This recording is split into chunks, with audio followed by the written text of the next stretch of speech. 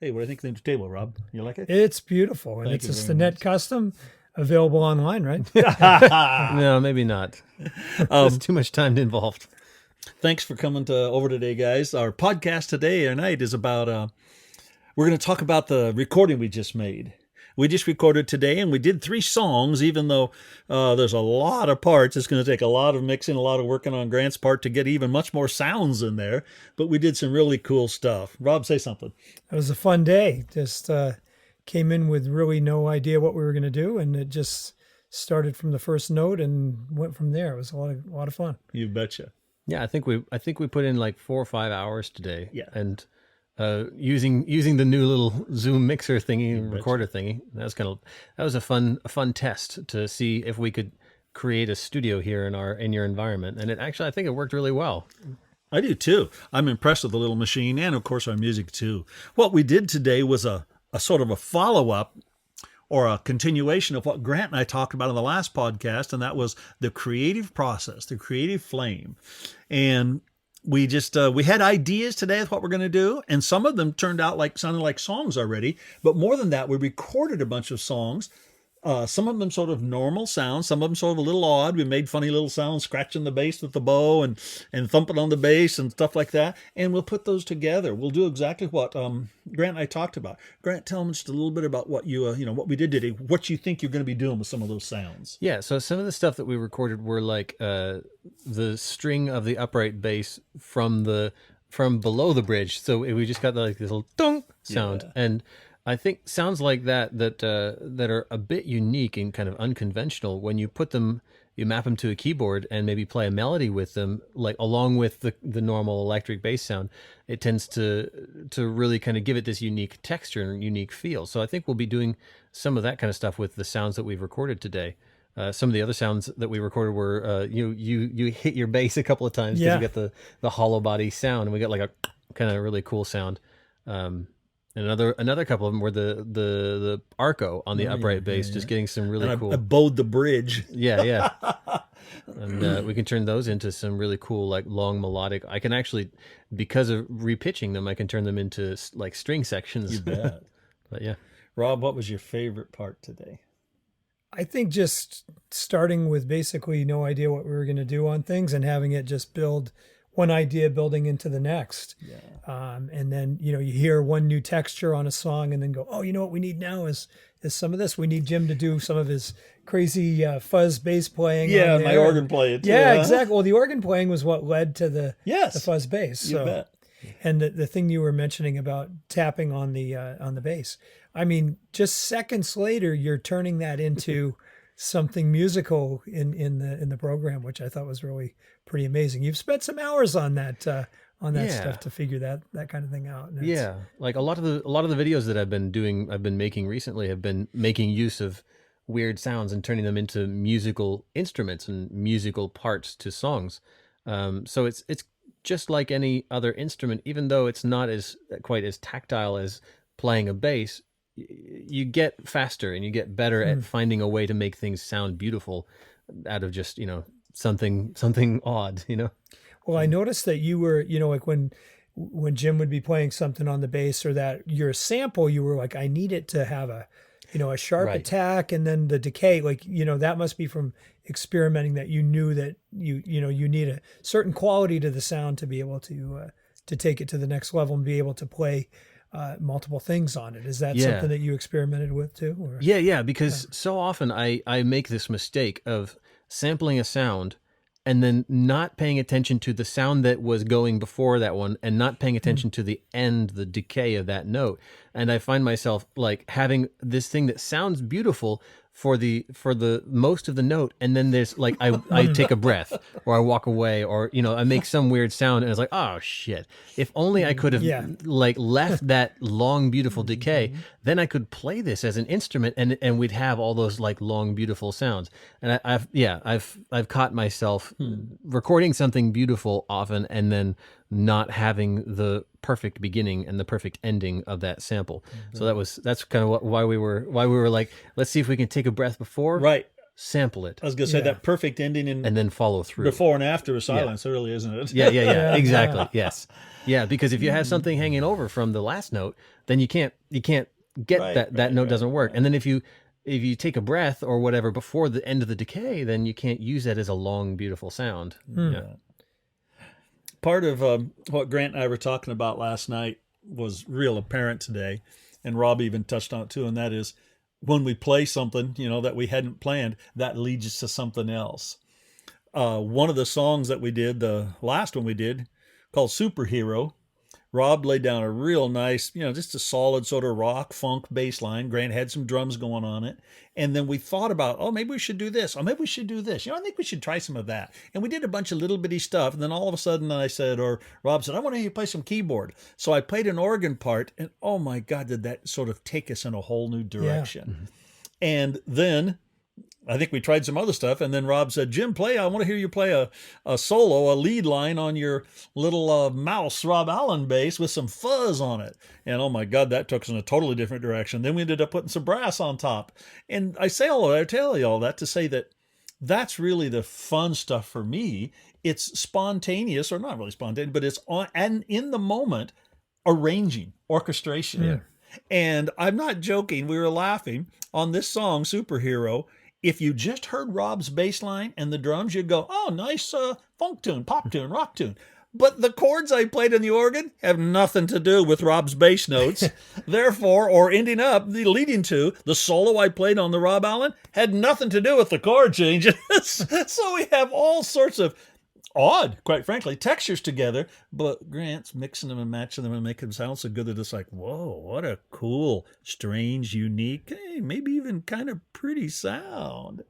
Yeah. So it's just a willingness, to let the creative thing flow and see what this sounds like. I trust you to take out some of the quote bad notes too. Okay. No, we'll just change the entire thing to fit that bad note. And we were like, oh, that sounds really cool. Oh, and those different textures too. The organ part that you put down, with the particular sound that you found, right, was the thing that led horns. to, it would sound good with this. Was the next part, and that's I love that. That's one of the things. We're not playing like a band in terms of we're all in a room with drums and bass and guitar playing together, but we're the synergy that's happening with the ideas are that is happening with in the recording process, right? As opposed to if we were in different states, working on it. You can do it that way, but there's still being in the room and having the ideas flow is important. Or really if we had pre-planned it all ahead of time, and every chord I played had to match the root you played, or I had a chord chart. No, it's just free form arranging and writing and recording. And talk about fun. And we really covered, succeeded at one of my favorite things. And again, I mentioned that in the other podcast. We did it for years, a good 10, 12 years doing it. And that was the textures that we created by combining our instruments, the different sounds. At one point, because I just heard it, I said, Rob, here, you need to play this bass. And he played, no, it was vice versa. I played his Rob Allen bass. And then he got ready to play some stuff, and I said, Rob, I think you need to play this one. So I gave him one of my fretlesses to play. And then, crazy enough, Grant played his peapod instrument. It's actually called a run. I call this, it's a Chinese instrument. And then, Rob and I both played it too. It's like and the textures that we got between that. And then was the double bass on that one too, was it? Yeah, double bass was on the bottom of that one. Oh, my goodness. So it's fun for me. The notes sort of become irrelevant. I like form and I like the textures we created. I thought we were very successful at that. When we were playing your instrument, the first time we touched the thing, we were recording. It's like, I still have no idea what that's going to sound like, but it was. And I have no idea what we played. A lot of fun. Yeah. Talk about not knowing the notes and the chords on it. I don't even know what the tuning was. Exactly. What's fun about this though, about this kind of project is that instead of us, like you'd mentioned, we're not a band. We're not going to go out and perform this stuff. We're not going to try to do this live. We can experiment. We can do things that we don't know if they're going to sound good. And we can take it away and figure out, this is a cool sound. Let's use this and go somewhere new with it. And I think you guys were kind of talking about doing that in the live situation too. It's very much the same thing as like how I produce music, I create music recordings, because I'll take if you don't have a starting point, if you don't have anything, it's so hard for me to build upon a blank sheet of paper, you know? Mm-hmm. So today I think we got a lot of really cool textures and things. And then we started building upon those textures and things. And that makes, you know, that allows me then to, when I go home and start working on a bunch of this stuff, to have a foundation to begin from and to move forward with. And that's a huge thing that I've learned recently about the creative process, is that I have to have something to start with. It can be as simple as, you know, hitting a glass and ding sound, and an entire track can bloom out of that. A typewriter. Yeah, exactly. Yeah, Exactly. But it has to have somewhere to start with, and I think we created a lot of beginnings here, and that was I cool. agree. I agree. I think you're going to have, like I said, fun. Really, you know, sort of not only mixing and matching this, but taking things out, putting things in, doubling things. A big part of all of our jobs, but Grant's will be, and that is things you don't necessarily have to add more stuff to make them sound better. I swear, there's one part that I played, I can't remember which one it is now, I was talking about, but I said, the one where I used the fretless bass, I did a lot of harmonics. And I say, Grant, you're going to need to take out about a quarter of that. And then 2 or 3 minutes later, after listening to it and playing some others, I said, Grant, you're probably going to need to take out about half of that stuff. And now that we've finished that tune, you're going to need to take out about 3/4 of that stuff. Okay. But there's some stuff in there that's killer. Just got to know which 3/4. And you'll know, that's it. You'll know. You'll listen to it. And That was go, on the first song that you did that. Was it? Yeah, that was like an overdub on that first Oh, it song. was on the very Yeah, first one. The first one that we just You and I basically started turned on playing- record and yes. started playing. And We turned started into playing something. electric basses in E. Yeah. Right, exactly. Imagine that. Yeah, unbelievable. A unique starting point. But that's one of the things that I have discovered or learned by working in the computer, because I've not done this new equipment. All the stuff is brand new for me, and I'm learning it, having fun. But I have been using GarageBand for years, and the best way that I found for me to make it sound decent is to put stuff in and then take a whole bunch of it out. Kind of like, here's our sound, let's thin it down. Typically, I think of that as with drums. I just take a bunch of stuff out. Well, today we just let go and played a whole bunch of stuff and just take a bunch of it out, man, the stuff that isn't there. You only need sound in music to enhance it, not to fill space. Nobody has to chunk chords, so to speak. And that applies to every instrument and every sound we did. And I think it's fun. I think our potential is like, wow. Yeah, it's incredibly fun too. That principle you just said about taking things out also applies to the sampling process. Of course. Like, you get a sound, you get a ding sound or whatever, and it's got so many different sounds in it that I find myself so often just cutting out in the EQ, just cutting out everything except for this one like frequency that I really like, that I really want, because things tend to get so full and so sonically like overdone that if you aren't very specific about exactly the one that you want, then it just gets muddy and trashy and kind of and messy. But it's so funny that you just talked about how like arranging larger pieces of music is the same. It's all about taking out what's not necessary. Correct. To make what is the foundation of the song, or the structure of the song, and the important parts stand out. And it's like that applies to so many different Of things. course it does. Wow. Makes me think of a lot. It really Yeah, does. it's a My deep mind thought, just isn't went, now let's don't go there. Let's talk about it. Let's go back a little bit. Rob, when I invite you over to play, and of course you too, Grant, but for example, when I invite you over to play, to make recording, whatever we do, I know that it's going to be just wonderful. And that's for a fundamental reason, because of just good music qualities. If you'll notice, all the stuff we've been talking about here is not gear. Even though that's a vital part of what we're doing in the computer and our new technology and gear.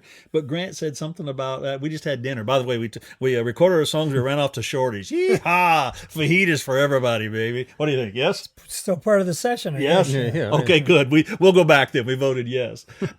One thing Grant mentioned there was like, and something about listening to somebody's music or something online, YouTube. He goes, but still, it doesn't make it good music. No, good music comes from good musicianship.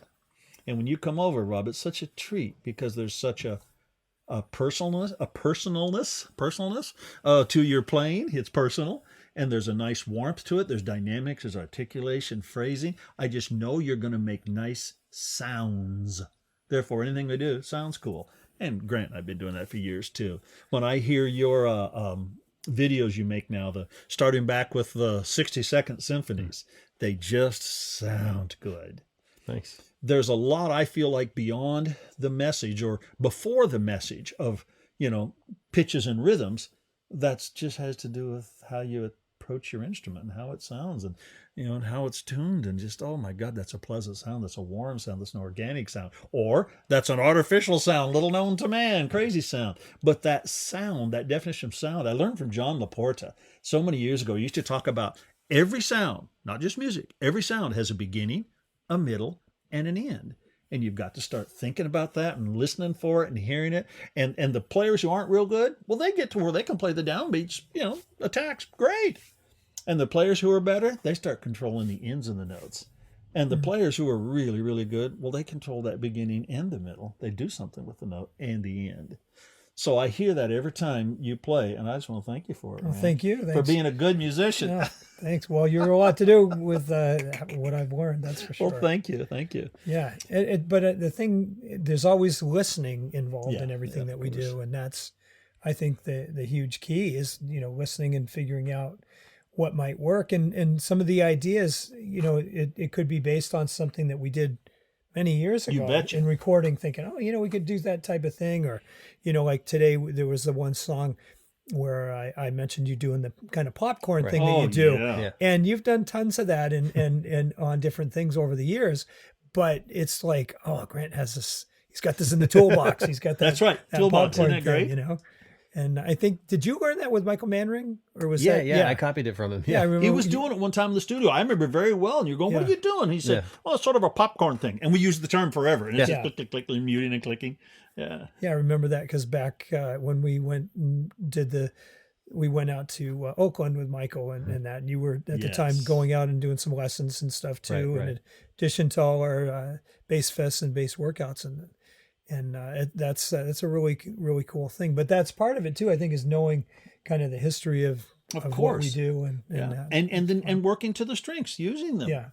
Sure, go, man, I love the way you do that. It'll fit here. Well, I know you were thinking of that when you said, oh, man, you got to play a Rob Allen solo with some distortion. I'm like, really? And I know you had sort of a sound. I did it, and it's like, that sounded cool there. The sound that I was thinking of was on when you were playing way back. It was the Federa. It was your bolt-on Victor Wooten. The really, really classic. early Federa of the standard model. Yeah, and you I had like number 3. A solo using that on something we did. Yes. Even though this was a different thing with the but mouse. you had a relationship. That was you thought sort of me. what I was thinking of on that. Did I get close? Oh, it was great. It was great. Yeah. What else, guys? This is tremendous. Anything else I wants to talk about? Well, it's funny you just mentioned the I think the phrase that you said was a quote of John Laporta: the beginning, the middle, and the end. You bet. And we were just having to kind of go back to that when we were recording the samples, because I think it's a weird thing to think I'm going to record one note and actually pay attention to the beginning, the middle, and the end of that one note. So it took us a minute to go like, oh yeah, there is a beginning, a middle, and an end of this one sample that we're going to use to turn into another thing. Yeah. And it's just it's an interesting, all of this that we've talked about, how it all works together to create good music. Because you put that together with the good musical qualities that you mentioned that so many people think are kind of like you're born with your musical qualities, you're born with your musical gifts or whatever. But yeah, it's so much a developed thing from many, many years of practicing and learning. I mean, you guys, of course, you guys know this. Teaching arraying for 30 years? 30 years, of course. Listening for the sounds. And interesting too, Grant, when you first started commenting on that, let's sample this and let's be careful about the beginning and the end of it. I was playing the double bass with the bow, and there's so many extra sounds in the double bass. I mean, you can just touch your double bass, and when anybody's playing another instrument at all, you just feel the double bass move, even if it's leaning against the wall. So when I'm playing it, boy, other things are popping up, and overtones and sustains and harmonics and freaking out. And say, oh yeah, we need to be careful of that if we don't want all those. And that's what makes it so beautiful and so different from a synthetic instrument, is that it's got all those overtones, and there's that's its character, isn't exactly. it? And it's not. I mean, we can't.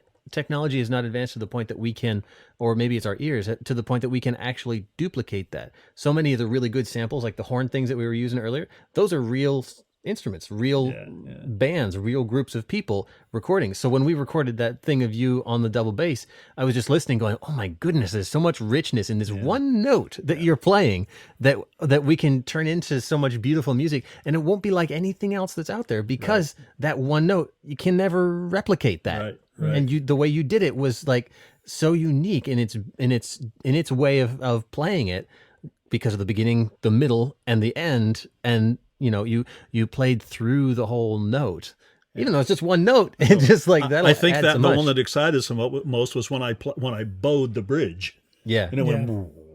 And when you got that harmonic too. Oh yeah, I love that. Where you got the false harmonic over the top of it, or was it? Yeah. Well, and there was a point when you were recording double bass. I think I had done some on it too, but we were recording with the what is this called? The run. The run. The Peapod. Well, but there was almost like a different harmonic sort of thing than you're normally used to playing the bass with. It when I was trying to match with that thing, it was kind of it was like different than playing a fretless electric or anything, and trying to get to have that feel like, oh, here we've got this, this like right locked in. And I don't know if it was because of that being a different instrument. It was weird though. It took a minute. It took me a while to get it. You saw it to sort of where's the pitch and where's the sound and what register. I think it's because of the uniqueness of the instrument. Yeah, whatever, and trying to fit that in, because you know how to fit that in with an electric bass or a fretless bass or a guitar or the keyboards or whatever. So that was an interesting learning thing today, I thought too, just how the different instruments blend together in ways that we've never heard before, because we've never played these instruments. It sure doesn't hurt to have about 100 basses kicking out. So I think I'll try the 61 I'll jazz try that bass one on here. this Of song. course. Yeah. I want to mention a really funny little aside. It's just a little story I don't know if I've ever told you. Many years ago, 35 years ago now, when I first moved to Boston, and I used to work with a harpist who became quite famous, Deborah Henson Conant. And we did a studio recording, her first recording that I'd ever done with her. And it was jazz, interesting enough. And I'm playing the double bass. And we're sort of warming up and getting sounds, and everybody's whatever. And the guy comes in and adjusts, the two microphones and the double bass like 8 times. And we start playing, and we go like, for a minute. We stop, and the guy says, "Oh, hang on a second." He comes in and screws around with the double bass microphone again. And when we go out and we start it, we go another, 30 seconds. And he comes in and he adjusts the double bass microphone again and sort of looks at my stool and comes in and we do another 30 seconds. And we stop and he goes, "There's just some noise coming from the double bass. Do you know what it is?" And I said, "I'm not sure." And he said, "Can you play it?" And I said, "Sure." And I'm playing it. And he goes, "Go lower." And I went lower, and the double bass was going like it does. And he goes, "That's it, that's it." And I said, "That's the way the bass sounds. It's called acoustic double bass." He's like, "Deborah, do you think maybe he should use an electric bass on that?" Seriously. Wow. And she goes, no, we like the sound. The guy's trying to make it sound like that for years. Exactly. This was the engineer? Yes. Well, that guy had no ears. Well, it's a thing you can't control over. I mean, it's what the double bass does, and I liked all that extra noise, and Deborah did too. But that's a true story. That's the character. That's the string vibrating against the flat fingerboard. That's right. Very much like a sitar with that really flat bridge. Get that. Yeah, you get that on a fretless bass a lot too. It's called the growl. We all like the growl. It's on a the double gorgeous bass. sound. It's supposed to growl. Well, the guy didn't know it. Well, and in recording too, a lot of times those sounds are what will make an instrument come out. Of course. If you have it exactly 100% pure, it's like, I can't hear it. And by itself, it sounds great, but I can't hear it. If you don't have that, then why don't you just play a keyboard? Exactly. Yeah. Rob, I control the growl. Oh, absolutely. How much and how little on every single note in the lower end, so I can make it speak out if I want or not speak out if I want. Yeah. No, you do that all the time. So tomorrow, let's sample the growl. Oh yeah, absolutely. And send it to this guy if he's still around. Yeah, right. Yeah. Well, what's cool too also is that growl is a thing that happens so much on jazz bass, but doesn't happen on classical, because the classical strings are so much higher. Correct. Right? So and they want the that pure fingerboard is tone. dipped more. Exactly. They don't so want that extra noise. That's a specific to jazz bass, and so many of the like really good samples are classical orchestral oriented. Correct. So getting that growl, I'll bet that's something that people haven't really sampled much before. You're also, though, if you're playing in a section, you're not going to want to be the guy growling. That's going to not. That's not going to fit with the when you're. It's unique to what it is. So. I hadn't thought of that. That's probably not been recorded much before. Every bass I've ever owned, and it's not been tons, but I've owned a handful of double basses. The second I bought them, I went down to the luthier who I trusted the most, who knew what I was doing. I said, "Flatten out that fingerboard." "Yeah, I know what you want. You want it to growl." Exactly. Yeah. Wants it to growl. Because, like so many of the sample basses, you get an acoustic bass that just download from Apple Loops or whatever. Yeah. It just goes, dum, dum, dum. I know, and you're like okay. And the one that's built in the keyboard just goes, dum, dum. Exactly. And like, if you had a real one, it'd just go wong wong Of wong, like, course. oh, that's the real bass, Yeah. Yeah, whatever. So anyway, that's just the fun stuff we've all been doing today. It's been a blast for sure. Maybe we should disband today. What do you think? Okay. Okay. It's a sad thing to end a fun day, but We're going to have more. good. We figure there's what we talk about at dinner. Maybe I would say 4 sessions, maybe 5 sessions to have all the different samples and material. We're going to add a couple of other bass players to our ensemble, Right. Asa and Mikey. Either next session, or the one after too. Yeah, But that'd be 4 or great. 5 sessions, and we'll have all the stuff we want together for this recording. Thank you, gentlemen. Thank you. Fired This is a up. blast. Right on. Good job. Think that's enough, Grant? I think it might have worked this time. Okay, cool.